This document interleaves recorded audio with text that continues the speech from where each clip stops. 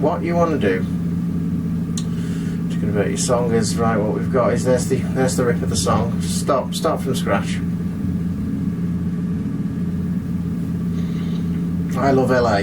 Now, many songs that you heard on movies, particularly in the 90s when we were still using PAL VHS tapes, sounded a bit faster, and that was normal. We didn't even know the difference. But what it is now is that you might get a copy of a song that you are familiar with from a movie, like Randy Newman, I Love LA, because that was in the Bean Ultimate Disaster movie and Volcano, and it sounds kind of slow because we're not used to it. And the reason is because of this PAL conversion thing. It's rather bizarre, the reason why we heard it faster in the first place. Well, a lot of American movies are at 24 frames a second, and it so happened that our television standard that we used up until the 90s, sort of just before the HD era really, where everything's starting to be the same across the world, the standards, PAL is 25 frames a second. So what they did is very simply play it a little bit faster. And so what we need to do now is make something that sounds 24 frames a second, as it did in the original movie, sound like it's been speeded up for PAL, which is 25 frames a second. So there's only a slight difference. It's something like 4% faster. So this is what it sounds like now.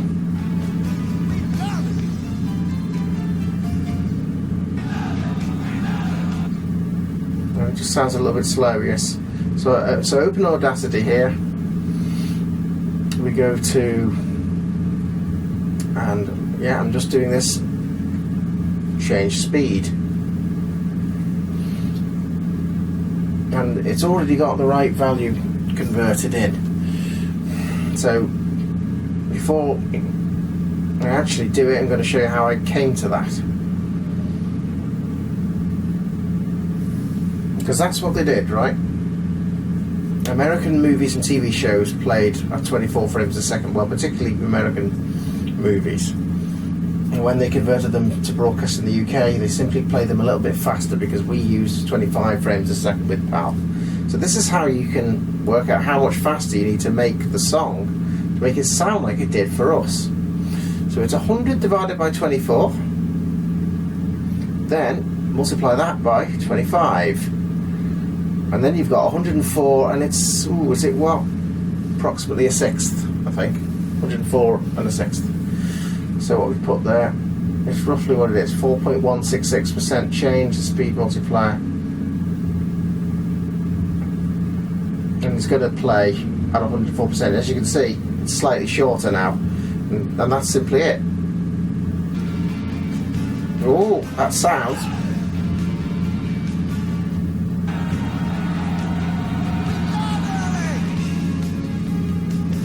That sounds exactly as it did when I watched Bean back in the late 90s. There's a few other songs as well. There's Problem Child. The Beach Boys, I got the official single for that, and it costs quite a bit because it's very rare, and that sounded slower than I was used to as well. There's quite a few songs that you associate with movies, particularly this one, and so that's how we've done it. You can use Audacity, but you can use programs such as Adobe Audition or Sony Soundforge. They've all got this function in them to convert the song. It gets even more weirdly complicated. I've got my PALspeed here, but what I want to do now is do something that's a bit hard to explain. Here it is, playing normally.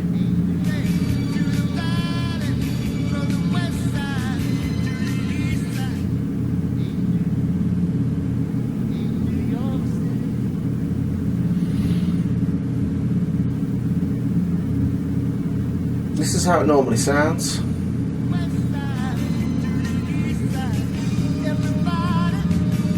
But this Sound Solution plugin here is doing all sorts of complex things to the sound to change the way it sounds. The most basic way to explain what it's doing is it's making it sound more lively. It's giving everything a boost.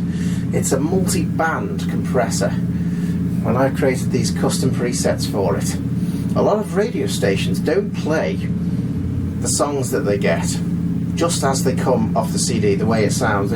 they don't put that straight out to air. What they do is they run them through equivalents to this, multi-band compressors, and they change the way it sounds. I've done the same with my radio station, and I've come up with an interesting idea that I've been doing over thousands of tracks. Instead of just using this software to play the song, or the songs and the output through it every time, I've decided to make files that permanently have this sound embedded within them by writing them out. This is how you do that. Right, so right now I'm putting the compressor on, and I'll show you the difference in the middle.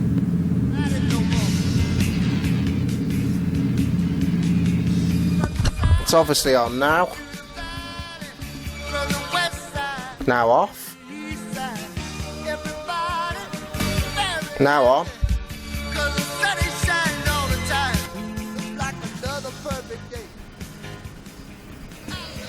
And then there are different ones as well that sound different from each other because of these different presets. All slightly different sounds.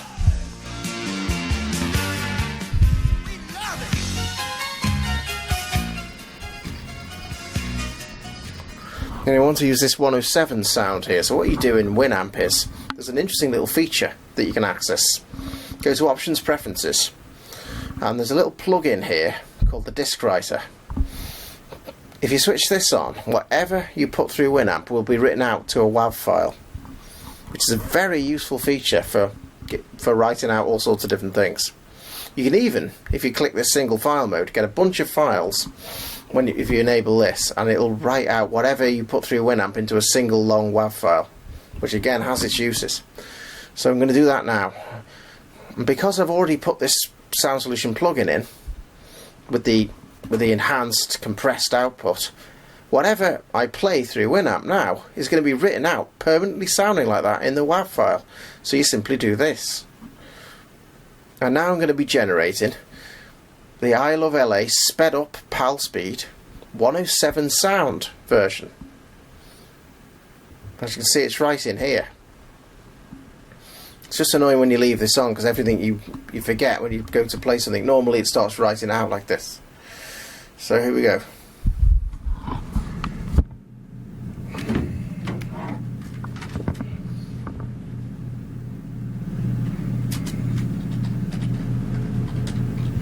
It's complex, but it makes for very unique versions of each song because they permanently sound like this lively compression thing. As I also want to do it for chart sound as well. I'm going to do, that's another one. I don't know why, but it's in that. That's what chart sound is, believe it or not. Here it goes again.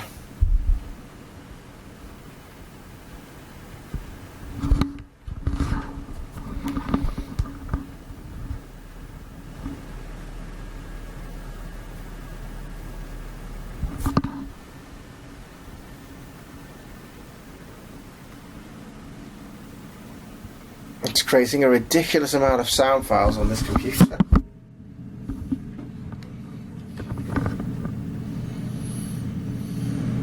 As you can see, I've got 107 sound and chart sound of the unsped up file, and I've got it for the sped up file as well. So I've got to tag all these. Not only have I got to do that, because of this little glitch where it puts a little sound at the beginning, I've got to edit it out. Got to do it for both of them. How annoying. And I'll use Audacity for that. Audacity's free, and yet it can do things that high-end sound editor programs can do, like the one we've just done here, speeding this up with the exact formula to work out how much it needs to be sped up. So there you go. It's annoying. I've got to take this little glitch out here. I don't know why it does it, but it does it because of the compression algorithm or whatever. It sometimes puts little clicky sounds at the start of the file, and they've got to go. So there's that one. I'm going to do it for this one as well.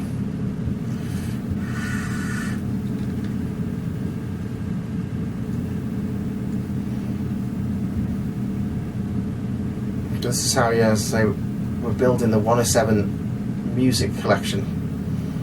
to be used on air in automation slowly. We're doing this for every track, and it'll play out on online radio servers where you can't run the Sound Solution plugin.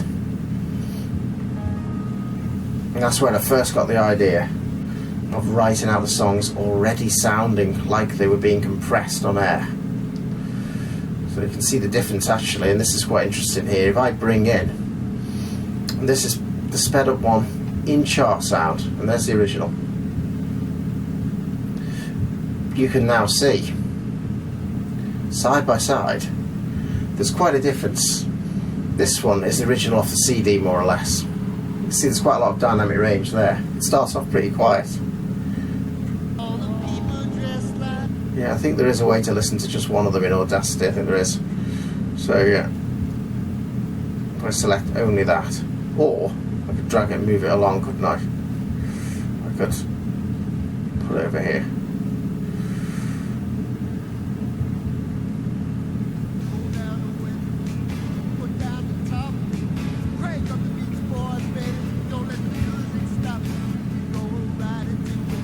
It was a bit annoying when it does that. It sort of alters what I was trying to show you there, but it's annoying. Different ways. There you go. Basically, that's the waveform from the CD. Direct, flat, as I now call it, just as they've mastered it. And this one is after a compression, multi-band compression. You can see there's less dynamic range and everything's a lot louder. Levels are up everywhere, all through. And multi-band compression is where they look at each band separately. You can look at bass frequency and say, how much do I want to rise them? Do I want to compress them, bring them up a bit, or do I want to... You can create different sound shapes by, say, bringing up more of the edges and lowering the middle, sort of thing. And every radio station on air in the UK has its own different compression settings, which means that they have their own sounds. And for example, Radio City in Liverpool had a very thick sound, and you could hear that it's different from Manchester's Key 103 and Rock FM. They actually sound different on air, even if they're all bought up by the same groups and they all mostly put out the same stuff. The compression settings that they use in their equipment are still different. So you could listen to a network show like the Chart Show on a Sunday and hear it sound different on each station. Even today, even on different heart stations, it's still like that as well, believe it or not, I think. So there you go, that's a bit of, I don't know, you might call it sound engineering possibly, going on there. There you go, just flick that up there. Now it gets even more annoying. What you've got to do, the most obvious things that you would do is, if you want these to be, check this, hang on.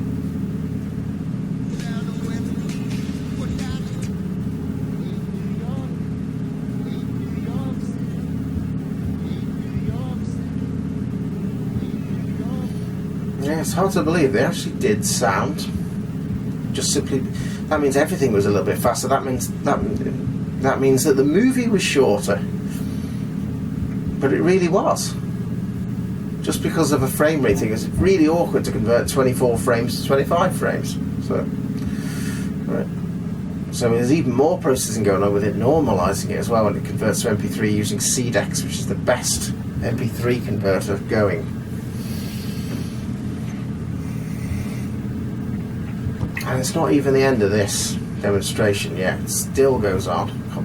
Look at the hard drives, working with all this stuff. The hard drives are going through some serious pressure. Right, we've generated MP3s of all them now, which is ridiculous, right? So there's another element to generating MP3s.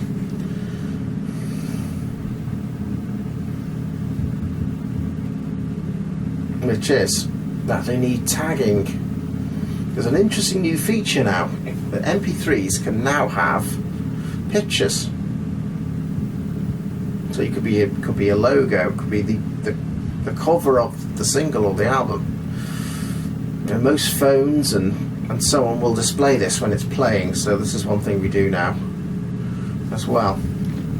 So I'm using this software called MP3 Tag, which is from the makers of Winamp, and you can easily deal with lots of tags all at the same time. I'm just putting that on each one because it's going to be and even harder. I've now got to find out the info all about, and I've got to do this for every single song. I've got to find out when that was out, what album it's off.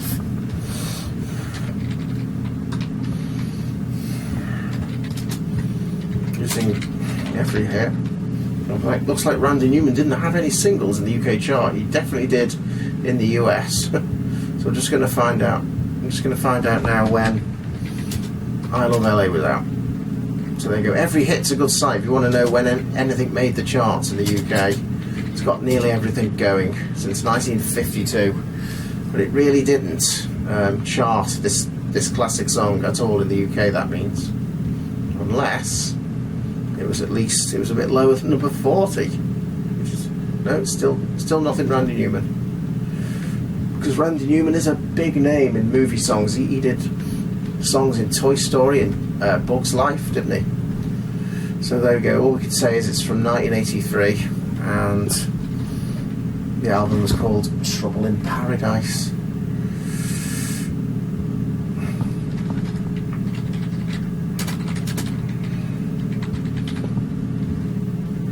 I don't know, is it a pop song? I don't even know. What is it?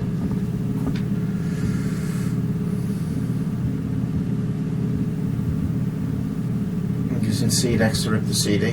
Well, folk rock, according to them. Fine, it's kind of what it is. It's hard to work out what music is. It is music. Yeah, folk rock. It's a genre. That's a genre.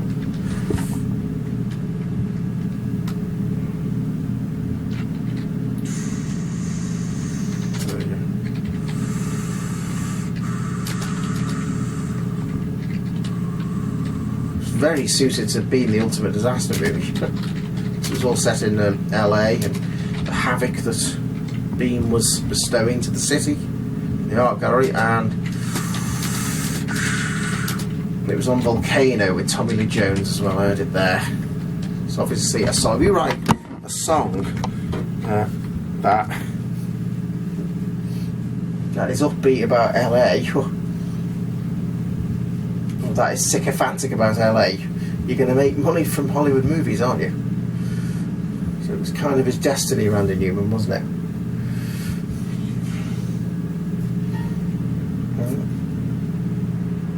Now I've got to write all this, I'm afraid,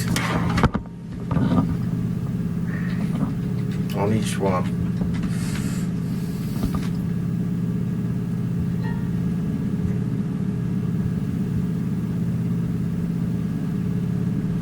To make it as good as possible. So there you go. So I just think I've got to do this with. I've done this with thousands of songs now.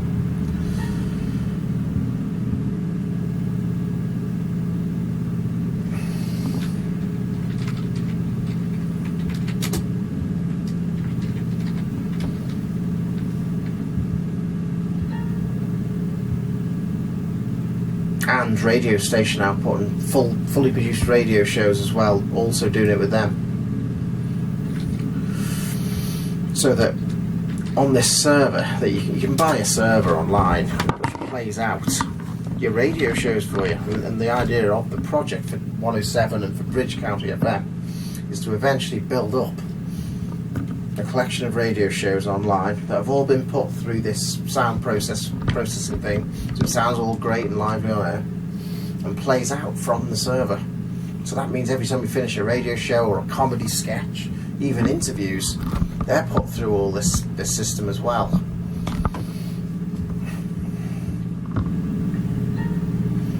I think we've done it all now. And now, let's work out what category it goes in. They're movie songs, so they're all going to go in here.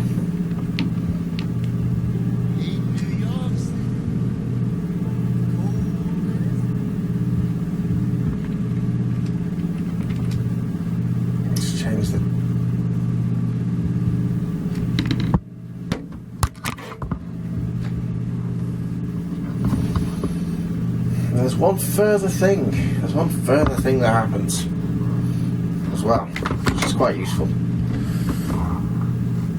Well, from the fact that this is going to go on every MP3 player I've got, this collection, and the car collection, the mobile collection. It just plays like this in the car as well.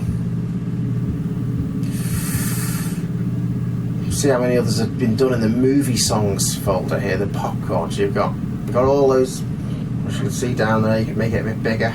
You've got all those covers there, include this Rare Problem Child single. We did it with that.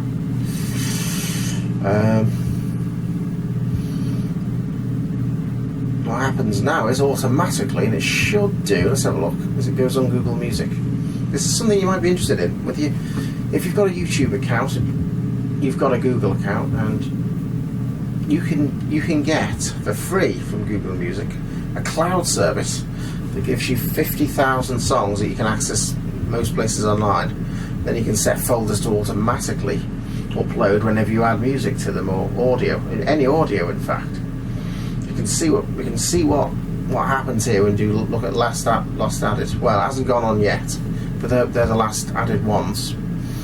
We should be able to see, because I've just put them on. They'll get put up very shortly.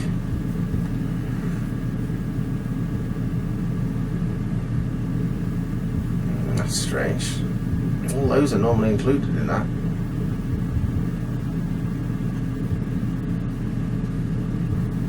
Just have a look at it.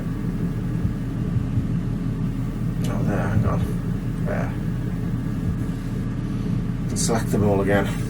What you can do is you can add folders like this one.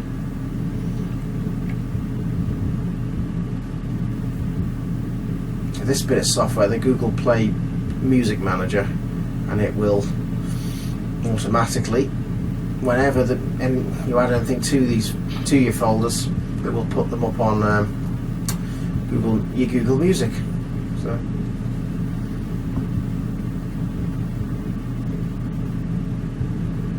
I shouldn't need to re-upload all these, hopefully, because it's got them anyway. You can see that these are some of the ones we've been dealing with, and full radio shows can go on here, as well as can any clips you've got, just anything audio can go up on there.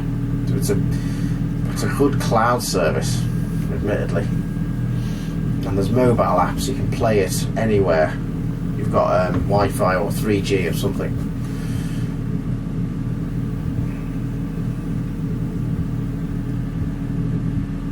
Not sure why things have to change, because it's as if it's redoing it. Surely it knows you've already done them.